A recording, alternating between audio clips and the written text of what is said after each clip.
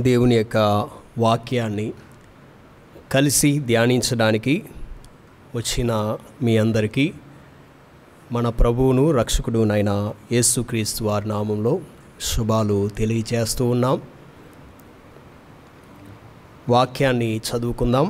ఫిలిప్పీలకు రాసిన పత్రిక, అపోస్తులైన పౌలు ఫిలిప్పీలకు రాసిన పత్రిక 1వ అధ్యాయం 27వ వచనం నుంచి కొన్ని వచనాలు చదువుకుందాం. 27, 28 కలిపి ఉన్నాయి కాబట్టి 27 నుంచి కొన్ని వచనాలు చదువుకుందాం. నేను వచ్చి మిమ్మును చూచినను రాకపోయినను మీరు ఏ విషయంలోనూ ఎదురించు వారికి బెదరక అందరూ ఒక్క భావముతో సువార్త విశ్వాస పక్షమున పోరాడుచు ఏక మనస్సు గలవారై నిలిచి ఉన్నారని నేను మిమ్మును గూర్చి వినులాగున మీరు క్రీస్తు సువార్తకు తగినట్లుగా ప్రవర్తించుడి. అట్లు మీరు బెదరుకుండుట వారికి నాశనమును మీకు రక్షణయును కలుగునంటుకు సూచనయున్నది. ఇది దేవుని వలన కలుగునదే. యాలయనగా మీరు నా యందు చూచినట్టు నా యందున్నదని మీరిప్పుడు వినుచున్నట్టు పోరాటము మీకును కలిగి ఉన్నందున క్రీస్తునందు విశ్వాసముంచుట మాత్రమే గాక ఆయన పక్షమున శ్రమపడుటయు ఆయన పక్షమున మీకు అనుగ్రహింపబడును. దేవుడు తన పరిశుద్ధ వాక్యమును మన వినికిడిలో దీవించునుగాక. అపోస్తులైన పౌలు గారు చెరలో నుండి రాసినటువంటి పత్రిక ఇది. ఈ చెర పత్రికలు 4 ఉన్నాయి అని ఆల్రెడీ మనం చదువుకున్నాం. చెరలో నుండి ఫిలిప్పీలో ఉన్నటువంటి సంఘానికి ఈ యొక్క పత్రికను ఆయన రాస్తూ ఉన్నాడు. ఈ పత్రికను రాయడానికి గల ఉద్దేశాలు అనేకములు అయినప్పటికీ వారు ఆత్మీయంగా పంపించినటువంటి మరి కానుక విషయమై వారు ఆత్మీయంగా ఉన్నటువంటి స్థితిని గురించి ఆయన మాట్లాడుతూ ఇంకా ఆ సంఘంలో ఉన్నటువంటి లోటుపాట్ల గురించి కొన్ని హెచ్చరికలు పంపిస్తూ రాసినటువంటి పత్రిక ఇది. అయితే ఈ పత్రికలో rejoice in the lord always అనేటువంటి మాటను ఆయన పదే పదే ఉపయోగిస్తాడు. ఆనందించుడి, ప్రభువునందు ఎల్లప్పుడూ ఆనందించుడి. ఈ మాట ఆయన ఏదో సౌకర్యమైనటువంటి స్థితిలో ఉండి శారీరకంగా అనేక రకాల సౌకర్యాలను అనుభవిస్తున్నటువంటి పరిస్థితిలో రాసినటువంటి మాట ఏమీ కాదు. ఆయన చెరలో ఉన్నాడు. ఆయన చుట్టూ ఉన్నటువంటి వాతావరణము కొంచెం కష్టంగానే ఉంది. అయినప్పటికీ దేవునిలో ఆనందించడం అంటే ఏంటో ఆయనకి బాగా తెలుసు. అదే విషయాన్ని వారికి తెలియచేస్తూ ఉన్నాడు. అయితే ఈ యొక్క అధ్యాయం అంతా కూడా మనము ముందు బైబిల్ స్టడీస్లో చాలా విషయాలు మనం మాట్లాడుకున్నాం. ఈ పర్టికులర్ వచనాల్లో ఆయన ఏమంటాడంటే, నేను మీ దగ్గరికి రావాలనుకుంటూ ఉన్నాను. అయితే మీ దగ్గరికి రావడం అనేటువంటిది ఎప్పుడు జరుగుతుందో నాకైతే తెలియదు, కానీ నేను ప్రార్థిస్తున్నాను, తప్పనిసరిగా నేను మీ దగ్గరికి వస్తాను. అయితే నేను వచ్చినా రాకపోయినా మీరు ఈ విషయాలు జ్ఞాపకం ఉంచుకోవాలి సంఘంగా అని ఆ సంఘంలో ఉన్నటువంటి సకల పరిశుద్ధులకు, అధ్యక్షులకు, పరిచారకులకు రాస్తున్నటువంటి మాటలు. కాబట్టి ఆయన రాసినటువంటి మాటలకు చాలా చాలా ఆత్మీయమైనటువంటి అర్థాలు ఉన్నాయి. ఆయన అంటాడు, ఏ విషయంలోనూ ఎదిరించు వారికి బెదరక అందరూ ఒక్క భావంతో అంటాడు. ఎదిరించువారు అనేటువంటి పదాన్ని ఎందుకు ఉపయోగించవలసింది, ఎందుకు ఉపయోగించాడైనా? సాధారణంగా ఈ పత్రిక గురించి మాట్లాడేటప్పుడు మిగతా సంఘాల్లో ఉన్నంత గందరగోళ పరిస్థితులు ఈ సంఘంలో లేవు అని చాలామంది మాట్లాడుతూ ఉంటారు. అది నిజమే. కానీ ఈ సంఘంలో కూడా కొన్ని డిస్టర్బెన్సెస్ అనేటువంటివి ఉన్నాయి, కొన్ని గందరగోళ పరిస్థితులు అనేటువంటివి ఉన్నాయి, కొన్ని వ్యతిరేకతలు అనేటువంటివి ఈ సంఘంలో ఉన్నాయి. కాబట్టి ఆయన రాస్తున్నటువంటి మాట ఎదిరించు వారికి బెదరక అనే మాటను మాట్లాడి కొంచెం ముందుకు వెళ్తాడు. అందరూ కూడా ఒక్క భావంతో ఉండాలి, ఏక మనసు కలిగి ఉండాలి అని సంఘానికి రాస్తున్నటువంటి మాటలు. అంటే నేను వచ్చినప్పుడే మీరు ఏకభావంతో ఉండడం కాదు కానీ, ఏక మనస్సుతో ఉండడం కాదు కానీ, నేను వచ్చినా రాకపోయినా సంఘం అంటే ఏంటంటే ఏకభావంతో ఉండాలి, ఏక మనసు కలిగి ఉండాలి అని వారికి హెచ్చరికలు పంపిస్తూ ఉన్నాడు. అయితే ఎందుకు ఇదంతా కూడా అంటే ఇంకొక విషయాన్ని తెలియజేస్తాడు. ఏంటంటే మీరు క్రీస్తు సువార్తకు తగినట్లుగా ప్రవర్తించుడి అనేటువంటి మాటను కూడా తెలియజేస్తాడు. ఇంగ్లీష్లో ఏమని ఉంటుందంటే only let your conduct or only let your conversation be as it becometh the gospel of Christ అని ఉంటుంది. ఓన్లీ అనేటువంటి మాట రాశాడు. అంటే నేను మీ మధ్యలో ఏమి తెలుసుకోవాలనుకుంటూ ఉన్నాను అంటే ఓవరాల్గా నేను చెప్పేటువంటి విషయము, నేను మీకు సువార్తను ప్రకటించాను. సువార్తను ప్రకటించడం అనేటువంటిది అది ఎంత కష్టతరమైనటువంటి విషయమో మీకు తెలుసు. నేను మీ ప్రాంతానికి వచ్చినప్పుడు జైల్లో పెట్టబడ్డాను. నన్ను మీ ఊర్లో ఉన్న వాళ్ళందరూ కూడా కొట్టారు. నేను శీల ఆ ప్రాంతంలో అడుగుపెట్టినప్పుడు గాయాల పాలయ్యాం, జైల్లో పెట్టబడ్డాం, పాటలు పాడాం. ఆ రాత్రి మరి దేవుడు ఒక అద్భుత కార్యాన్ని చేశాడు. అక్కడ ఉన్నటువంటి ఆ జైలాధికారి ఎవరైతే ఉన్నారో తన కుటుంబంతో మారుమనసు పొందుకుని ప్రభుని సొంత రక్షకునిగా అంగీకరించాడు. ఆ విధంగా కొన్ని సిరీస్ ఆఫ్ ఈవెంట్స్ అనేటువంటివి మీ ప్రాంతంలో చోటు చేసుకున్నాయి. It's not easy. అది ఊరికనే జరిగినటువంటిది కాదు. ఏదో సువార్తని మనుషులు మాట్లాడేటువంటి పదజాలాలతో నేను మీ వద్దకు తీసుకుని రాలేదు. వాక్శక్తి, పరిశుద్ధాత్ముడు అనుగ్రహించేటువంటి వాక్శక్తి చేత మీ దగ్గరికి వచ్చాను. వాక్చాతుర్యంతో లేకపోతే మనుషులు కలిగి ఉన్నటువంటి జ్ఞానయుక్తమైనటువంటి మాటలతో మీ దగ్గరికి నేను రాలేదు. ఈ సువార్తను ప్రకటించడానికి దెబ్బలు తిన్నాను, రక్తాన్ని కార్చాను అనే విషయాలు వాళ్ళకి తెలియజేస్తూ ఉన్నాడు. అదేవిధంగా మేము ఎంత ఇంటెన్షన్తో అయితే మరి చాలా ఇంటెన్షనల్గా మీ మధ్యలోనికి వచ్చామో అలాగే దేవుడు మీ మధ్యలో పనిచేశాడు. సో మీరు కూడా ఈ యొక్క సువార్తని అనుభవించారు అనే విషయాన్ని వారికి తెలియజేస్తాడు. మీరు ముందు బైబిల్ స్టడీస్ కానీ మీరు ఆ యొక్క సిరీస్ కానీ విన్నట్లయితే 7వ వచనంలో ఏమంటాడంటే సువార్త పక్షమున వాదించుటి యందు అంటాడు. డిఫెన్స్ ఆఫ్ ది గాస్పుల్ అంటాడు. సువార్త పక్షాన్ని వాదించుటి యందు అని అంటాడు. 15వ వచనం నుంచి లేదా 13వ వచనం నుంచి 18వ వచనం వరకు చదువుకుంటే ప్రొక్లమేషన్ ఆఫ్ ది గాస్పుల్ అంటే బోధించుటి యందు అని మాట్లాడతాడు. లేకపోతే ప్రకటించుటి యందు అనేటువంటి ఆ మాటల్ని మనం చూస్తాం. 28వ వచనం దగ్గరికి వచ్చేసరికి సువార్తకు తగినట్లుగా ప్రవర్తన అనేటువంటి విషయాన్ని మాట్లాడతాడు. ఒకటి defence of the gospel, proclamation of the gospel. మూడోది ఏంటంటే worthy living according to the gospel, living a worthy of life as per the gospel, as per the content of the gospel అనే విషయాలను మనం చూస్తాం. మొట్టమొదటిది ఏంటంటే డిఫెండింగ్ ది గాస్పుల్ అనే విషయాన్ని 7వ వచనంలో చూసాం. రెండోది ప్రొక్లమేషన్ అంటే ప్రకటించడం. మూడోది వర్దీ లివింగ్. ఈ మూడు కూడా సంఘంలో ఉండాలి. ఈ మూడు కూడా సంఘంలో ఉన్నప్పుడే మరి సంఘం సరైనటువంటి ట్రాక్లో ఉంది అని మనం చెప్పగలం. మనం సంఘం అని మాట్లాడుతున్నప్పుడు it applies to each individual, A born again believer. ఒక బార్న్ అగైన్ వ్యక్తి యొక్క జీవితంలో, తిరిగి జన్మించినటువంటి వ్యక్తి యొక్క జీవితంలో ఉండవలసినటువంటివి ఈ మూడు కూడా. ఏముండాలి అంటే సువార్త పక్షాన వాదించాలి, సువార్తను ప్రకటించాలి, సువార్తకు తగినట్లుగా జీవించాలి. అయితే ఈ మూడు మనము ముందు వాదన గురించి, తర్వాత ప్రకటన గురించి, తర్వాత జీవితం గురించి చూసాం. అయితే దాన్ని మనం రివర్స్లో మాట్లాడుకుంటే మొట్టమొదటిది ఏమొస్తుందంటే జీవితం అనేటువంటిది చాలా చాలా ప్రాముఖ్యమైంది. సువార్తకు తగినట్లుగా జీవించండి, ప్రవర్తించండి అని చెప్తాడు. ఓన్లీ లెట్ యువర్ కన్వర్సేషన్, నేను మీ మధ్యలోనికి సువార్తను తెచ్చాను, ఈ సువార్త యొక్క కంటెంట్ ఏంటో మీకు తెలియజేశాను, ఈ సువార్త యొక్క సందేశం ఏంటి, ఈ సువార్త యొక్క మెసేజ్ ఏంటో కంప్లీట్గా మీకు తెలియజేశాను. కాబట్టి మీ జీవిత విధానం, your daily life, your daily behaviour ఎలా ఉండాలంటే ఈ సువార్తకు తగినట్లుగా ఉండాలి అనే విషయాన్ని తెలియజేశాడు.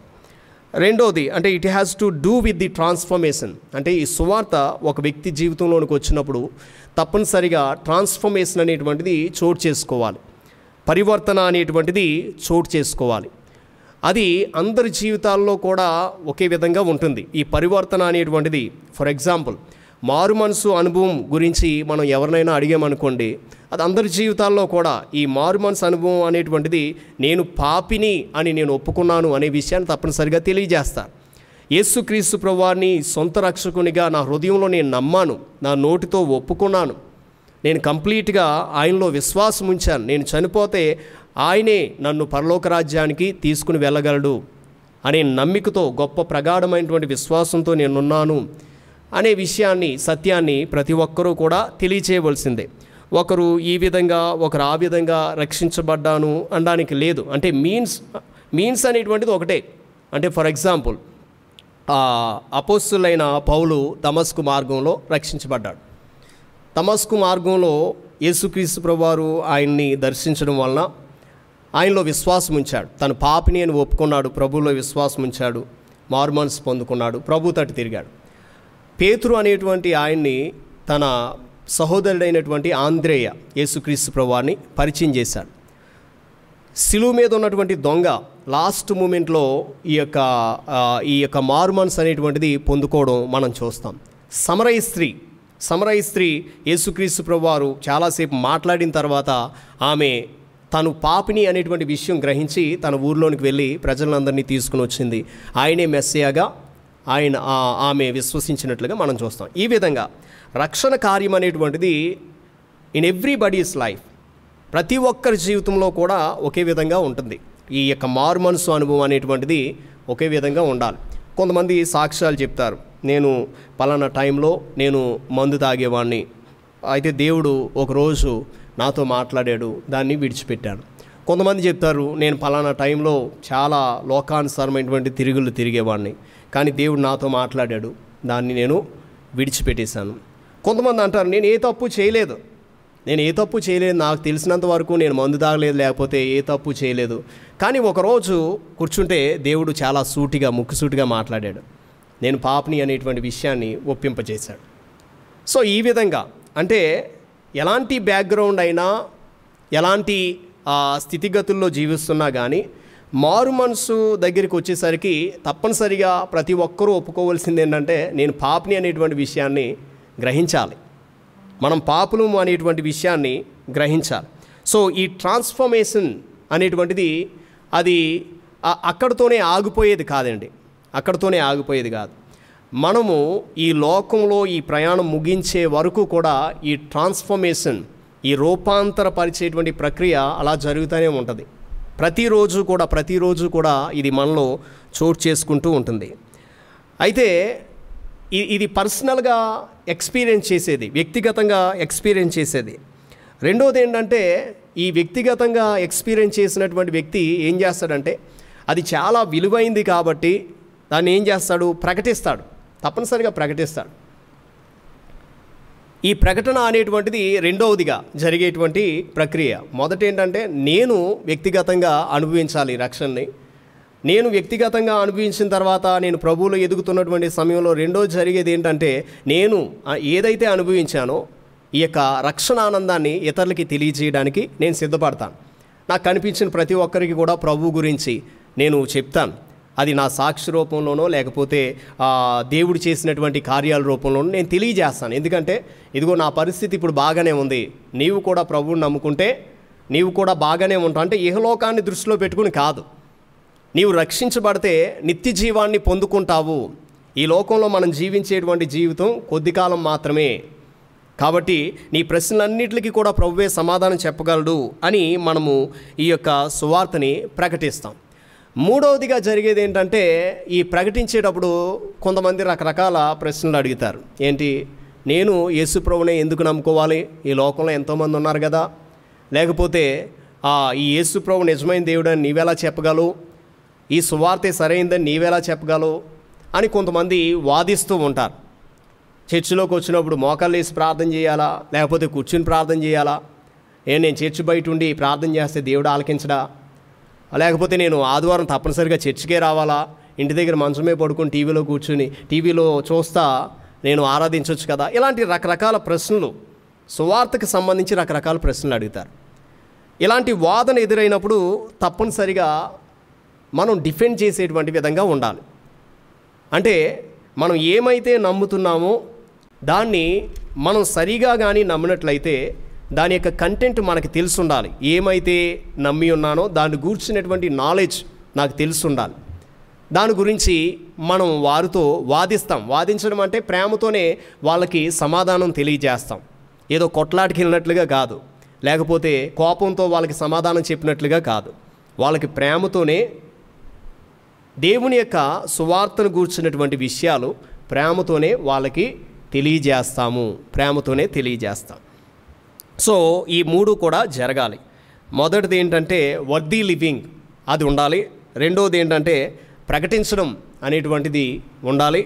మూడోది ఏంటంటే వాదించడం, సువార్త పక్షాన వాదించడం. ఈ మూడు కూడా సంఘంలో ఉండాలి. ప్రతి ఒక్క సంఘం కూడా ఒకటి ట్రాన్స్ఫర్మేషన్ అవుతూ ఉండాలి, రూపాంతరం చెందుతూ ఉండాలి. డే బై డే చేంజ్ అనేటువంటిది సంఘంలో కనిపించాలి. రెండోది, ఈ సంఘం ద్వారా క్రీస్తు యొక్క సువార్త ప్రకటన బయటికి వెళ్ళాలి. ఒకవేళ నేను రూపాంతరం చెందుతున్నాను, నేను బాగానే ఉన్నాను అని సంఘంలో ఉన్న వాళ్ళందరూ అనుకున్నా, ఒకవేళ రెండోది కానీ చేయకపోతే సంథింగ్ ఈజ్ రాంగ్. ఎందుకంటే రూపాంతరపరిచేటువంటి ప్రక్రియ జరుగుతూ ఉన్నప్పుడు, ఒక వ్యక్తి రూపాంతరం చెందుతూ ఉన్నప్పుడు, ఈ సువార్త ద్వారా ఉపకారం పొందుకుంటూ ఉన్నప్పుడు, సువార్త యొక్క బెనిఫిట్స్ అనుభవిస్తూ ఉన్నప్పుడు తప్పనిసరిగా వాటిని తన యొక్క జీవితంలో స్వార్థపూరితంగా ఉంచుకోలేదు. ఒక ఆయన అన్నాడు, gospel is good news, it is too good news to keep it for me. అంటే అది చాలా గొప్ప సువార్త, నాకు నేనే ఉంచుకోలేను, అది ఇతరులకి ప్రకటించాలి అనే విషయాన్ని తెలియజేశాడు. ఫస్ట్ది మనం ఎంఫసైజ్ చేసి చెప్పేది ఏంటంటే ప్రకటన కాదు. నా జీవితాన్ని నేను మార్చుకోకుండా, నా జీవితంలో రూపాంతరత అనేటువంటిది చోటు చేసుకోకుండా, నేను గంటల తరబడి ప్రసంగాలు చేసినా కానీ నేను గణగణలాడేటువంటి కంచువలే ఉంటాను, అంతే. గాలికి చెదరగొట్టు పొట్టువలే ఉంటాను తప్ప దీనివలన ఎటువంటి ప్రయోజనం లేదు, ఎటువంటి ఉపయోగం లేదు. నేను ఒకవేళ నా జీవితంలో దినదినము మార్పు చెందుతూ ఈ యొక్క సువార్తను నేను ప్రకటించేనా, ఇట్ విల్ వర్క్ ఎఫెక్టివ్లీ. అది ఇతరుల జీవితంలో ఎఫెక్టివ్గా పనిచేస్తుంది. నా యొక్క మాటతో పాటు నా యొక్క జీవిత విధానం రెండూ కూడా కలిసి పనిచేస్తాయి కాబట్టి ఇతరుల జీవితంలో చాలా ఎఫెక్టివ్గా పనిచేస్తుంది. మూడోది, ఈ రెండు చేసిన తర్వాత మూడోది, ఒకవేళ ఎవరైనా ఈ యొక్క సువార్తను గురించి రకరకాల ఆలోచనలతో సందేహాలతో ఉన్నప్పుడు నాకు ఇంట్రెస్ట్ కలుగుతుంది. ఏంటంటే వాళ్ళకి క్లారిఫై చేయాలి. దేని ద్వారా క్లారిఫై చేయాలి? ఒకటి, దీని గురించి నాకు నాలెడ్జ్ ఉండాలి, అసలు సువార్త అంటే ఏంటి అనేటువంటిది నాకు నాలెడ్జ్ ఉండాలి. తర్వాత నా జీవితం కూడా దాన్ని మాట్లాడాలి. నేనేమైతే నమ్మానో దాన్ని నా జీవితం మాట్లాడాలి. ఈ మూడు కూడా చాలా ప్రాముఖ్యమైనటువంటి విషయాలు. అయితే ప్రతి సంఘము కూడా, సంఘం మీద ఈ మూడు బాధ్యతలు ఉన్నాయి. ప్రతి సంఘం మీద కూడా ఈ మూడు బాధ్యతలు ఉన్నాయి. కొరింథీ సంఘంలో వాళ్ళు చాలా రకాల గిఫ్ట్స్తో, పరిశుద్ధాత్మ వరాలతో ఆ యొక్క సంఘం నిండి ఉంది. వాళ్ళందరూ కూడా చాలా ప్రొఫిషియెంట్గా మాట్లాడతారు, ప్రొఫెషనల్గా పాడగలరు, లేకపోతే వర్షిప్ చేయగలరు, ఏదైనా చేయగలరు. కానీ అక్కడ ఏం లేదంటే రూపాంతరత అనేటువంటిది లేదు. ప్రసంగాలు చేస్తున్నారంటే చాలా పవర్ఫుల్గా, అక్కడికి ప్రీచర్స్ వస్తున్నారంటే చాలా రకరకాల ప్రీచర్స్ వస్తూ ఉన్నారు, చాలా కార్యక్రమాలు జరుగుతున్నాయి. కానీ రూపాంతరత అనేటువంటిది లేదు. అపోస్తలుడైన పౌలు అంటాడు, మీరు ఎదుగుచూ ఉన్నారేమో అనుకున్నాను కానీ మీరు ఎదగడం లేదు. మీరు వేటి గురించో గొప్పలు చెప్పుకుంటూ ఉన్నారు, మాకు ఆ వరాలు ఉన్నాయి, ఈ వరాలు ఉన్నాయని. కానీ దోస్ ఆర్ ఆల్ నథింగ్, అవన్నీ కూడా వ్యర్థమే, మీలో సరైనటువంటి రూపాంతరత అనేటువంటిది లేకపోతే అనే విషయాన్ని తెలియజేస్తాడు. అయితే గలతీలో ఉన్నటువంటి సంఘానికి రాస్తూ వాళ్ళేంటంటే సువార్తను గురించి మాకు చాలా మంచి కంటెంట్ ఉందంటారు. వాళ్ళు సువార్త అంటే ఏంటో మాకు తెలుసు అని చెప్తారు. వాళ్ళతో ఏమంటాడంటే ఓ అవివేకులైన గలతీయులారా, సువార్తను గురించి మీకు సరిగా తెలియలేదు, మీరు సరిగా నేర్చుకోలేదు, మీరు తప్పుడు సువార్తను బోధిస్తున్నారు ప్రజలకి. ఇలాంటి తప్పుడు సువార్త నేను బోధించినా, పరలోకం నుండి దిగి వచ్చిన దూత బోధించినా వాళ్ళు శాపగ్రస్తులు అయిపోతారు అని చెప్తాడు. సో కాబట్టి మనం ఏం చూస్తున్నామంటే ఈ మూడు కూడా కన్సిస్టెంట్గా మన జీవితంలో ఉండాలి. ఈ మూడు కూడా సమగ్రంగా అన్నీ సమానంగా మన జీవితంలో పనిచేయాలి. ఈ మూడు కూడా ఒకే విధమైనటువంటి మోతాదులో మన జీవితంలో ముందుకు వెళ్ళాలి. అప్పుడే మన జీవితంలో దేవుని యొక్క కార్యాలు మనం చూడగలుగుతాం. ఆ సంఘం దేవుని యొక్క కార్యాలు చూడగలుగుతుంది. అయితే ఈ మూడు బాధ్యతల్లో అసలు దీన్ని నేను కంప్లీట్గా చేసి ఉన్నాను అని మనం చెప్పగలమా అంటే, రూపాంతరత గురించి మాట్లాడుతూ ఉన్నప్పుడు daily we are living day by day, అంటే ప్రతిరోజు కూడా ఎదుగుతూ ఉన్నాం, మన జీవితంలో ప్రభువులో ఎదుగుతూ ఉన్నాం. తర్వాత మరి ప్రకటన గురించి మాట్లాడుతున్నప్పుడు సువార్తను ప్రకటించడం లేకపోతే బోధించడం. మూడోది వాదన గురించి మాట్లాడుతున్నప్పుడు ఏదైనా ప్రశ్నలు, ఏదైనా రకరకాల వివాదాస్పదమైనటువంటి విషయాలు మాట్లాడుతున్నప్పుడు మనము ఈ నాలెడ్జ్తో ఉండి ఇతరులతో ప్రేమతో వాళ్ళకి సమాధానాలు ఇవ్వడం. అయితే ఈ మూడింట్లో ఏ విషయాల్లో నేను సరిగా ఎదగలేకపోతున్నాను అనేటువంటిది మనం ఈరోజు ప్రశ్నించుకోవాలి, తప్పనిసరిగా ప్రశ్నించుకోవాలి.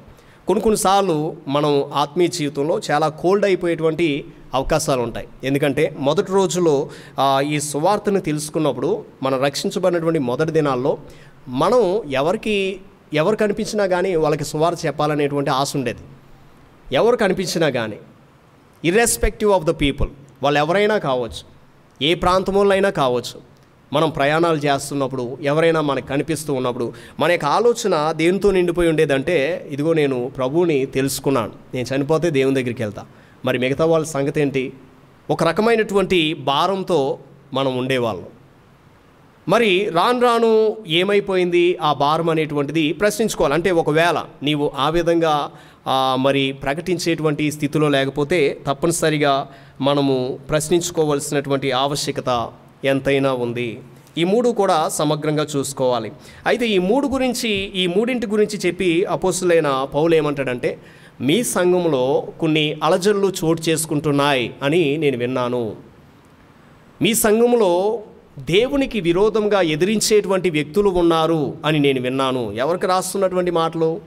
ఫిలిప్పీలో ఉన్నటువంటి సంఘానికి, విశ్వాసులకు, పరిచారకులకు, అధ్యక్షులకు రాస్తున్నటువంటి మాటలు ఇవి. అయితే ఏమవుతుందంట, అక్కడ వాతావరణము అనేటువంటిది చెడిపోతూ ఉంది. ఇలాంటి సమయంలో ఏం చేయాలో అక్కడ ఉన్నటువంటి సంఘంలో వారికి కూడా అర్థం కావట్లేదు. ఏం చేయాలి? వాళ్ళు అనుకుంటూ ఉన్నారు, పౌలు గారిని ఎక్స్పెక్ట్ చేస్తూ ఉన్నారు, మీరు వస్తే ఇక్కడ సమస్యలు బాగా సెట్ అవుతాయి అని మేము అనుకుంటూ ఉన్నాం, ఎందుకంటే మీరు ఈ సంఘాన్ని స్థాపించారు కదా, మీరు కానీ చెప్తే వీళ్ళు వింటారు అనేటువంటి ఆలోచనలో వాళ్ళు ఉన్నారంట. వాళ్ళు చెప్తారు, నేనెవడిని, పౌలు ఎవడు, అపోల్లో ఎవడు? నేను నాటాను, అపోల్లో నీరు పోసాడు, కానీ వృద్ధి కలిగజేసేది దేవుడే. Not in the presence of Paul, not in the presence of Apollo. మా యొక్క ఎవరి ప్రెజెన్స్ గురించి మీరు మాట్లాడకండి, ఎందుకంటే దేవుడు సంఘానికి పరిశుద్ధాత్ముని అనుగ్రహించాడు, దేవుడు సంఘానికి వాక్యాన్ని అనుగ్రహించాడు, దేవుడు సంఘములో ఆయా పరిచర్య చేసేటువంటి వ్యక్తులను దేవుడు నియమించాడు. మొదటి వచనంలో ఈ మాటలు మనం చూస్తాం. కాబట్టి నేను వచ్చినా రాకపోయినా మీరందరూ కూడా ఒక్క భావంతో ఉండాలి అనే మాటను తెలియజేస్తాడు. ఒక్క భావంతో ఉండడం అంటే ఇన్ వన్ స్పిరిట్ అనే విషయాన్ని తెలియజేస్తాడు. ఇదే ఫ్రేజ్ ఎక్కడ వాడబడిందంటే 4వ అధ్యాయము 2వ వచనంలో సిమిలర్ ఫ్రేజ్ని మనము ఒరిజినల్ లాంగ్వేజ్లో చూడగలం. ప్రభువునందు ఏక మనస్సు గలవారే యుండుడని అనే మాట ఉపయోగిస్తాడు. యవోదియాను సుంటికేను బతిమాలు కొనుచున్నాను. ప్రభువునందు ఏక మనస్సు మనకి అసలు యూనిటీ ఇన్ డైవర్సిటీ అంటే మనకి తెలుసు బాగా. యూనిటీ ఇన్ డైవర్సిటీ, మన భారతదేశంలో వివిధ రకాల మతాలు ఉన్నాయి, వివిధ రకాల భాషలు ఉన్నాయి, వివిధ రకాల సంస్కృతులు, సాంప్రదాయాలు ఇవన్నీ కూడా ఉన్నాయి. యూనిటీ ఇన్ డైవర్సిటీ ఇవన్నీ ఉన్నప్పటికీ, కలర్ డిఫరెన్స్ ఉన్నప్పటికీ, రకరకాల ప్రజలు మనకు కనిపిస్తున్నప్పటికీ మనం ఏమంటామంటే మేమందరం కూడా ఇండియన్స్, మేమందరం కూడా భారతీయులం అంటాం. Unity in diversity. సంఘంలో దేవుడు పెట్టినటువంటి గొప్ప విలువైనటువంటి విషయం ఏంటంటే, సంఘంలో కూడా మనమందరం రకరకాల బ్యాక్గ్రౌండ్ నుంచి వచ్చినప్పటికీ, రకరకాల ప్రాంతాల నుంచి వచ్చినప్పటికీ, సంఘంలో దేవుడు ప్రతి ఒక్కరిని కూడా తన యొక్క శరీరంలో ఐక్యపరుస్తూ ఉన్నాడు. దీన్ని మర్మముగా అపోస్తులైన పౌలుకి ఈ యొక్క రెవల్యూషన్ని తెలియజేస్తాడు. మీరు వెనక్కి వెళ్ళి యోహాను సువార్త 17వ అధ్యాయం అంతా కూడా చదువుకోండి. ఆయన ఐక్యత గురించి మాట్లాడతాడు. I am in the ministry of uniting the people అనే విషయాన్ని తెలియజేస్తాడు. ఐక్యత గురించి మాట్లాడతాడు. అయితే ఒక్క భావంతో, వన్ స్పిరిట్ అనే విషయాన్ని తెలియజేస్తాడు. థియోలాజికల్గా మనం కలిగి ఉన్నటువంటి రక్షణ ఏదైతే ఉందో, మనం కలిగి ఉన్నటువంటి రక్షణ వాక్యాన్ని చాలా జాగ్రత్తగా పరిశీలిస్తే, తండ్రి అయిన దేవుడు మన యొక్క రక్షణని ప్లాన్ చేశాడు. తండ్రి అయిన దేవుడు మన యొక్క రక్షణను ప్లాన్ చేశాడు, ప్రణాళిక వేశాడు. దాన్ని యేసుక్రీస్తు ప్రభువారు కుమారుడు ఏం చేశాడంటే దాన్ని అకంప్లిష్ చేశాడు. దేనిపైన? సిలువ పైన ఆయన తాను అప్పగించుకుని ఆయన సిలువ వేశారు. ఆయన యొక్క శరీరము చీల్చివేయబడింది. ఆయన రక్తాన్ని చిందించాడు. ఒక బలి పశువు వలె ఆయన తాను అప్పగించుకున్నాడు. He has accomplished. ఆయన అంటాడు, ఇట్ ఈస్ ఫినిష్డ్, అంటే ఇది సమాప్తమైంది. ఈ రక్షణ కార్యం అనేటువంటిది సమాప్తమైంది. సో తరతరాల నుంచి ఏ ఎనిమిటి అయితే దేవునికి మనుషులకి మధ్య ఉందో దాన్ని ఏం చేశాడంటే సమాధానపరిచేటువంటి పరిచర్యను ఆయన చేశాడు. సమాధానపరిచేటువంటి పరిచర్య. అందుకనే యోహాను సువార్త చూడండి, యోహాను సువార్త 3వ అధ్యాయంలో ఈ మాటలు రాయబడి ఉంటాయి. యోహాను సువార్త 3వ అధ్యాయం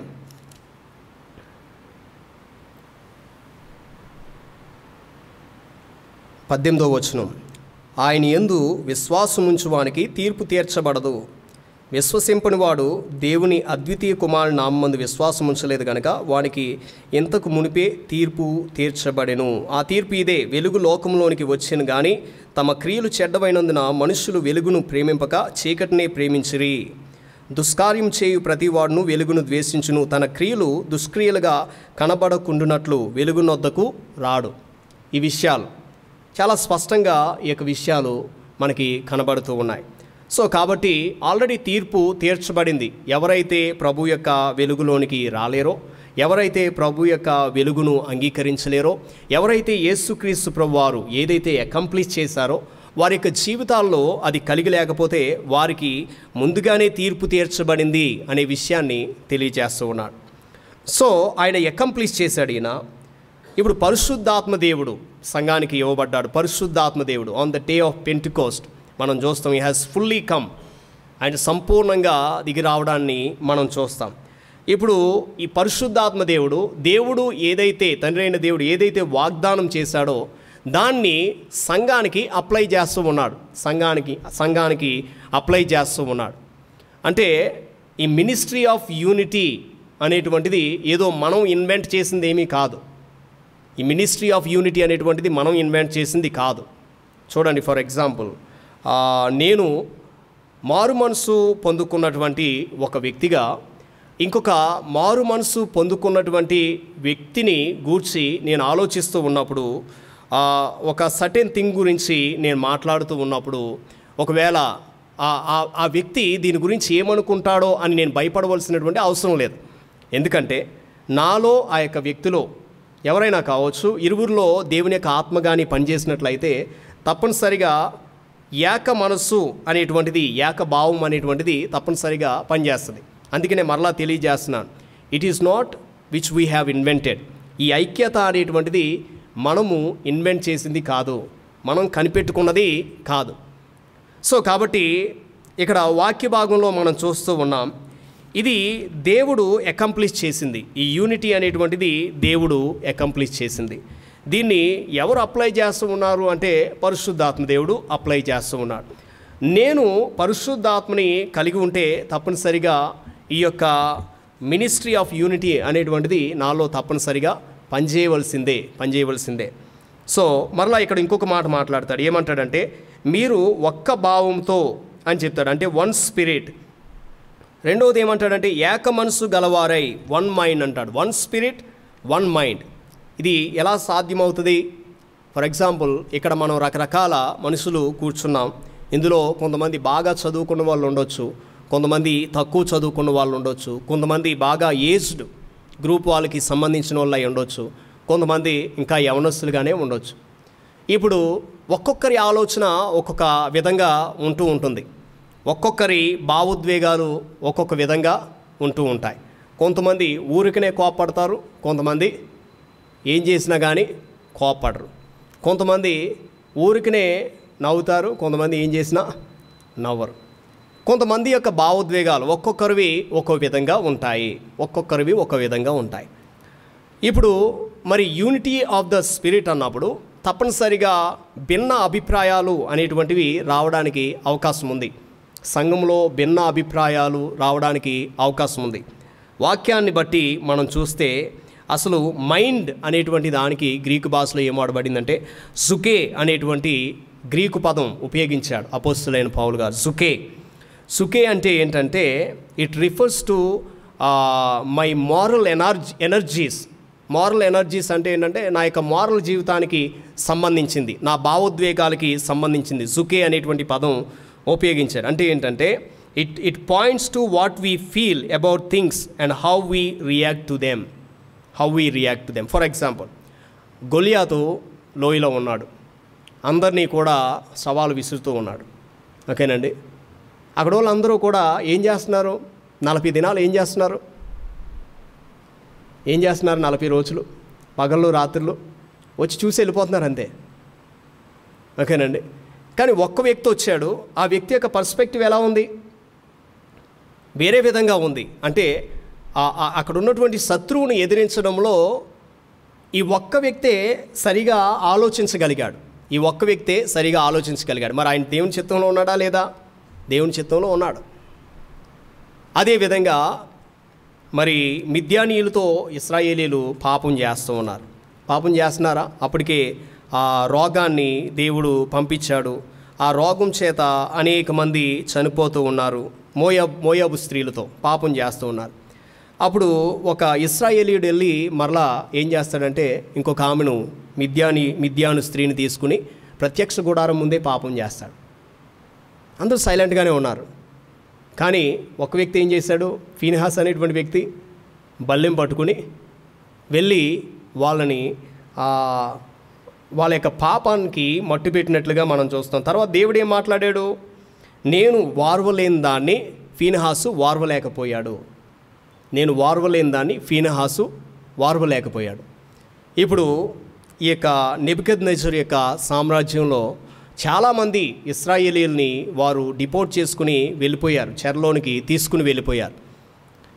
అక్కడ చాలామంది యవనస్తులు ఉన్నారు. కానీ ఎంతమంది పేర్లు రాయబడ్డాయి? షడ్రకు, మేషకు, అబేద్నెగో, దానియేలు. మరి మిగతా వాళ్ళు ఏమైపోయినట్లు? ఈ పుస్తకం అంతా కూడా వాళ్ళ గురించే రాయబడింది. మరి దేవుడు ఎన్నిసార్లు వారి యొక్క విషయాల్లో కలిగి చేసుకున్నాడు? అగ్నిగుండంలో పడేశారు, దేవుడు వారిని విడిపించలేదా?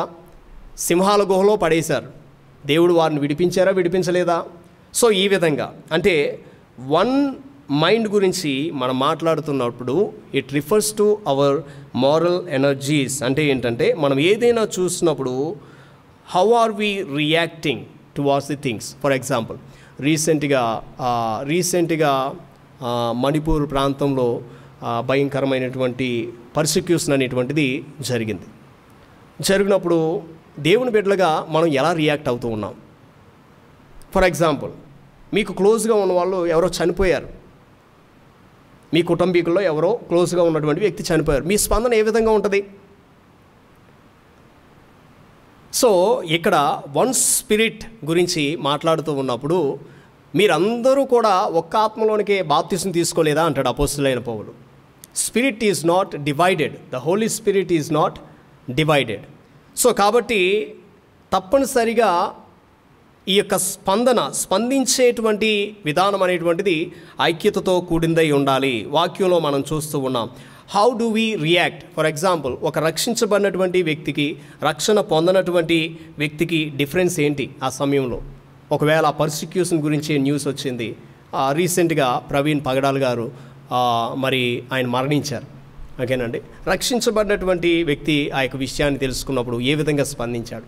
ఒక మారు మనసు లేనటువంటి వ్యక్తి దాన్ని చూసినప్పుడు it's one kind of death అనుకుని క్లోజ్ చేసి ఉండవచ్చు. ఓకేనండి. ఏం చేశారు? రక్షించబడినటువంటి వ్యక్తులు స్పందించేటువంటి విధానం. అదేవిధంగా సంఘంలో కొన్ని ఏదైనా జరుగుతూ ఉన్నప్పుడు మనం స్పందించేటువంటి విధానం, లేకపోతే కుటుంబంలో ఏదైనా జరుగుతున్నప్పుడు మనం స్పందించేటువంటి విధానం, సొసైటీలో ఏమైనా జరుగుతున్నప్పుడు మనం స్పందించేటువంటి విధానంలో వ్యత్యాసం అనేటువంటిది కనిపిస్తుంది. అది ఐక్యతతో కూడిందై ఉంటుంది అని వాక్య భాగం సెలవిస్తూ ఉంది. వన్ మైండ్ అనే విషయాన్ని తెలియజేస్తూ ఉన్నాడు. ఏంటి వన్ మైండ్ అని చెప్పి ఏమంటూ ఉన్నాడంటే, స్ట్రైవింగ్ టుగెదర్ అనేటువంటి మాటను ఉపయోగిస్తాడు. స్ట్రైవింగ్ టుగెదర్ అంటే టాయిలింగ్ టుగెదర్. ఇది ఒక్కరితో జరిగేటువంటి పని కాదు, అందరూ కలిసి టాయిలింగ్ టుగెదర్.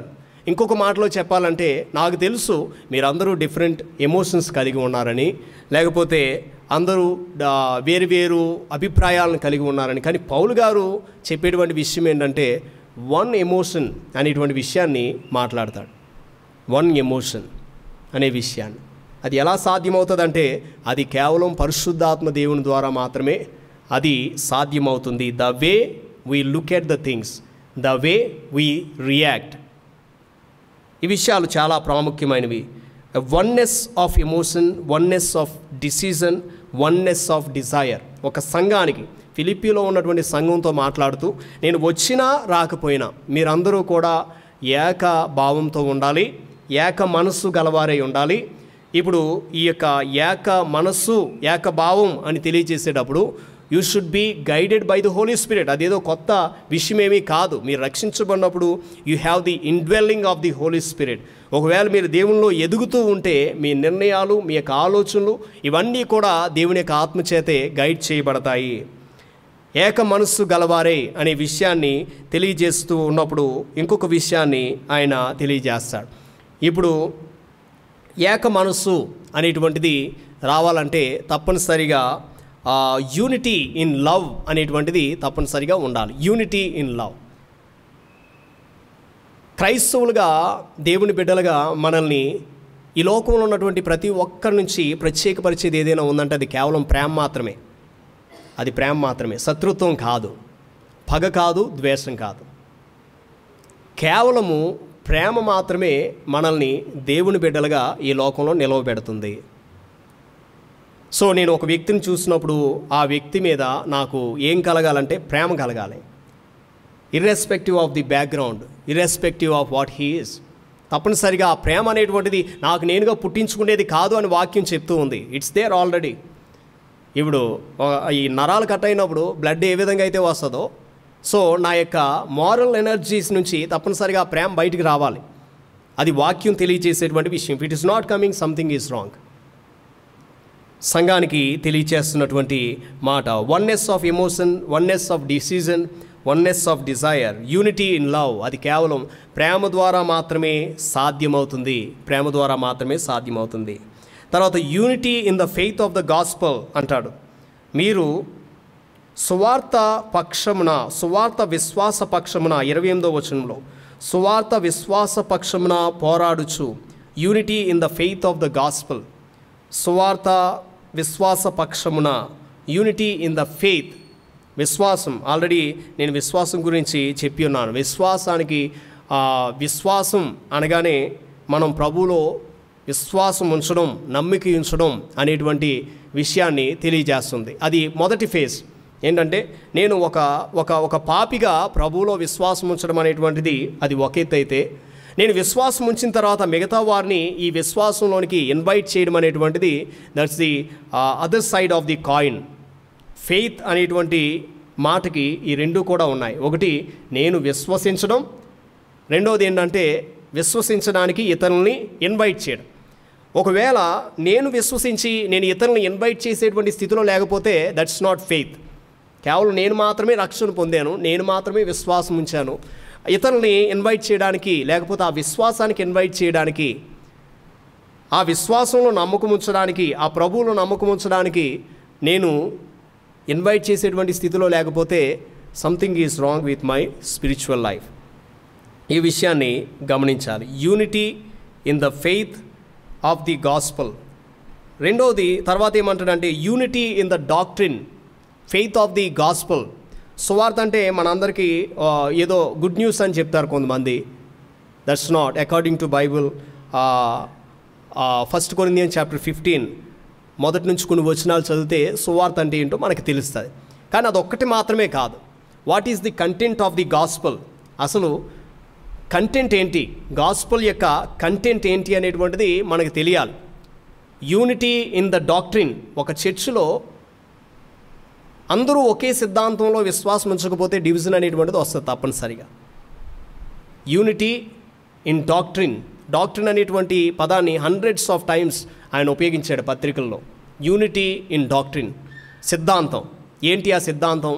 రక్షణ సిద్ధాంతం. ఎలా రక్షించబడ్డామంటే ఏంటి, బయట రకరకాలుగా చెప్పేటువంటి వ్యక్తులు ఉన్నారు. నూనె పోసాడు నా మీద, నేను రక్షించబడ్డాను, లేకపోతే ఆ రోజు ఇలా చెయ్యి ఎత్తాను రక్షించబడ్డా. ఇవి కాదు. వాక్యానుసారంగా నువ్వు ఎలా రక్షించబడ్డావు, వాక్యం ఏం చెప్తుంది, రక్షణ గూర్చినటువంటి సిద్ధాంతం నీకు తెలుసుండాలి. సంఘాన్ని గూర్చినటువంటి సిద్ధాంతం మనకి తెలుసుండాలి. అసలు సంఘం అంటే ఏంటి, సంఘం ఎక్కడి నుంచి వచ్చింది, అసలు బైబిల్ ఏం చెప్తుంది సంఘం గురించి, సంఘంలో ఉన్నటువంటి సభ్యుల గురించి, లేకపోతే సంఘం యొక్క భవిష్యత్తు గురించి బైబిల్ ఏం చెప్తుంది, ఈ సంఘం యొక్క ఫ్యూచర్ ఏంటి, వాక్యం ఏం చెప్తుంది అని సంఘాన్ని గూర్చినటువంటి సిద్ధాంతం మనకి తెలుసు ఉండాలి. మనిషిని గూర్చినటువంటి సిద్ధాంతం, అసలు మనిషి ఈ లోకంలోనికి ఎలాగొచ్చాడు, ఏం చేస్తున్నాడు, ఎక్కడికి వెళ్ళిపోతూ ఉన్నాడు, మనిషిని గూర్చినటువంటి సిద్ధాంతం. ఈ విధంగా సంఘానికి ఒకే సిద్ధాంతం, సరైనటువంటి సిద్ధాంతం, సౌండ్ డాక్ట్రిన్ అంటాం. ఒకవేళ ఈ సిద్ధాంతంలో యూనిటీ అనేటువంటిది లేకపోతే definitely there is a possibility of diversity. Division అనేటువంటిది చాలా చాలా అవకాశాలు ఉన్నాయి. అందుకనే బాప్టిస్ట్ అనే మాట ఉపయోగించినప్పుడు Bible is the final authority. We believe that Bible is the final authority for anything.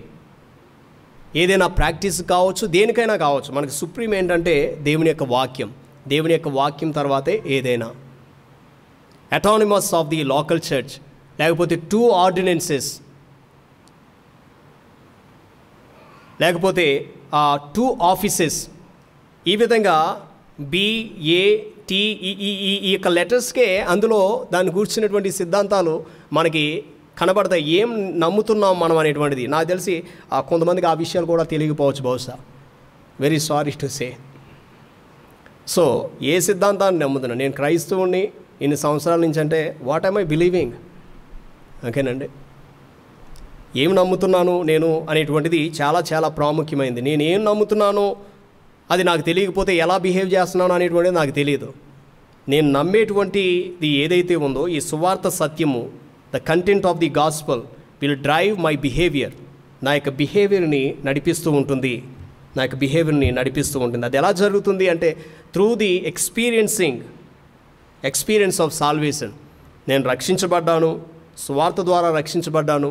అసలు ఏంటి ఈ సువార్త యొక్క మర్మం ఏంటి, సువార్త యొక్క కంటెంట్ ఏంటి, అసలు సంఘం ఏంటి, ఈ విషయాలన్నీ కూడా నాకు ఒక అవగాహన ఉన్నప్పుడు నా యొక్క సిద్ధాంతం ఏంటి అనేటువంటిది, అది వాక్యానుసారమైందా కాదా అనేటువంటి అవగాహన నాకు కలిగి ఉన్నప్పుడు తప్పనిసరిగా నేను దానికోసం ప్రయత్నాలు చేస్తాను. సో మరలా ఈ యొక్క విషయాలు తెలియజేస్తూ ఉన్నాను.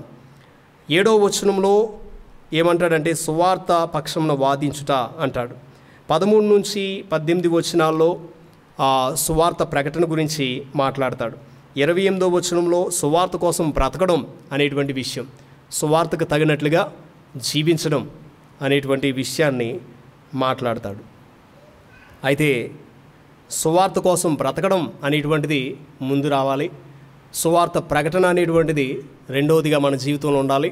సువార్త కోసం వాదించడం అనేటువంటిది మూడవదిగా మన జీవితంలో ఉండాలి. ఇవి తారుమారు అవ్వకూడదు. మన జీవితంలో తారుమారు అవ్వకూడదు. లేకపోతే ఒకటి ఎక్కువ ఒకటి తక్కువ ఉన్న పక్షాన తప్పనిసరిగా మన జీవితాలను పరీక్షించుకోవాలి. సో ఈ విధంగా ఈ విషయాలను గురించి మాట్లాడుతున్నప్పుడు అపోస్తలుడైన పౌలు చివరగా తెలియజేసేటువంటి విషయం ఏంటంటే, అట్లు మీరు బెదరకుండుట వారికి నాశనమును మీకు రక్షణయును కలుగునన్నుటకు సూచన అయి ఉన్నది. ఇది దేవుని వలన కలిగినదే అని చెప్పి లాస్ట్లో ఒక మాట అంటాడు. క్రీస్తునందు విశ్వాసం ఉంచడం మాత్రమే గాక ఆయన పక్షమున శ్రమపడ్డ. యేసుక్రీస్తు ప్రభువారు కేవలం నా కోసమే అని మనం అనుకోవచ్చు, అందులో తప్పేమీ లేదు. నా కుటుంబం కోసమే అని అనుకోవచ్చు, తప్పేమీ లేదు. కానీ ఆయన సంఘం కోసం క్రీస్తు తన స్వరక్తాన్ని ఇచ్చి సంఘాన్ని సంపాదించుకున్నాడు. సో కాబట్టి ఈ విషయాల్లో ఫిలిప్పీ సంఘానికి తెలియజేసినటువంటి మాటలు మరలా గుర్తు చేస్తూ ఉన్నాను. ఆ సంఘంలో కొన్ని అలజడులు చోటు చేసుకున్నాయి. సంఘంలో కొన్ని అలజడులు చోటు చేసుకోవడం వలన వాళ్ళు అపోస్తలుడైన పౌలు గారిని రమ్మని కోరుకుంటూ ఉన్నారు. ఆ టైంలో జరిగినటువంటిది, నేను కాదు మీకు హెడ్ ఎవరంటే యేసుక్రీస్తు ప్రభువారు. సో కాబట్టి నేను వచ్చినా రాకపోయినా దేవుడు ఆయన యొక్క ఆత్మను మీకు అనుగ్రహించాడు. ఆయన యొక్క ఆత్మ మిమ్మల్ని గైడ్ చేస్తాడు, దేవునిలోనికి ఐక్యతలోనికి గైడ్ చేస్తాడు. ఆయన ఆత్మ మిమ్మల్ని ఏక మనస్సులోనికి గైడ్ చేస్తాడు. One mind one spirit. ఒకవేళ ఇవన్నీ కూడా మీరు ఏదో ఊరికనే వాటికి అవే జరిగిపోయేటువంటిది కాదు. టాయిలింగ్ అంటాడు, ఒకరికొకరు టాయిలింగ్ చేయాలి, ఐక్యత కోసం పాటుపడాలంట ఒకరికొకరు. ఎవరు పాటుపడతారంట ఐక్యత కోసం? పరిశుద్ధాత్మ దేవుణ్ణి కలిగి ఉన్నవాళ్ళు ఐక్యత కోసం పాటుపడాలి. మరి ఇవన్నీ జరిగిస్తూ ఉన్నప్పుడు, పాటుపడుతున్నప్పుడు, టాయిలింగ్ అనేటువంటి పదం చూడండి. ఒక రైతు ఒక పంట చేలో దున్నుతుంటాడు కదా, ఇలా కష్టపడుతూ ఉన్నప్పుడు ఆ పదం ఉపయోగించబడింది. టాయిలింగ్ అన్నప్పుడు తప్పనిసరిగా ఈ రైతు కష్టపడుతూ ఉన్నప్పుడు చెమటోర్చాలి, లేకపోతే నిద్ర లేనటువంటి రాత్రులు, లేకపోతే తనకి గాయాలయ్యేటువంటి పరిస్థితి. అందుకని చెప్తాడు, కేవలం నీ ఇల్లు నీ కుటుంబం దీవించడానికే ప్రభు కాదు, ఆయన సంఘక్షేమం నిమిత్తము. ఇశ్రాయేలీలు బబులోన్లోకి వెళ్ళిపోయిన తర్వాత బబులోని యొక్క క్షేమం గురించి ప్రార్థించండి అంటాడు దేవుడు. బబులోని యొక్క క్షేమం గురించి మీరు ప్రార్థించండి. వాళ్ళు అంటారు, వీళ్ళు మా శత్రువులు, మా మందిరాన్ని తగలబెట్టేశారు వీళ్ళు, మేము ఎలా ప్రార్థించాలంటే మీరుంటున్న ప్రదేశం గురించి ప్రార్థిస్తేనే మీకు క్షేమం కలుగుతుంది అనే విషయాన్ని తెలియజేస్తాడు. So we are connected to the church, we are the body of Christ. కాబట్టి సంఘక్షేమం నిమిత్తము ప్రార్థించాలి, పాటుపడాలి, ఐక్యత నిమిత్తము టాయిల్ టుగెదర్, స్ట్రైవ్ చేయాలి. సో ఇదే విషయాలు ఆయన వాక్య భాగంలో ఫిలిప్పీ సంఘానికి తెలియజేయడం మనం చూస్తున్నాం. అదే విషయాలు సంఘానికి ఆపాదించుకోవాలి, అదేవిధంగా వ్యక్తిగతమైనటువంటి జీవితాలకు ఆపాదించుకోవాలి. ఆ విధంగా ఉన్నప్పుడు దేవుని యొక్క పనులు, దేవుని యొక్క దీవెన, దేవుని యొక్క సన్నిధి మన యొక్క జీవితాల్లో, మన కుటుంబాల్లో, మన యొక్క సంఘంలో విరివిగా ఉండడము, సమృద్ధిగా ఉండడం అనేటువంటిది మనం చూడగలుగుతాం. దేవుడు ఆ విధంగా మనల్ని, మన కుటుంబాన్ని దీవించునుగాక.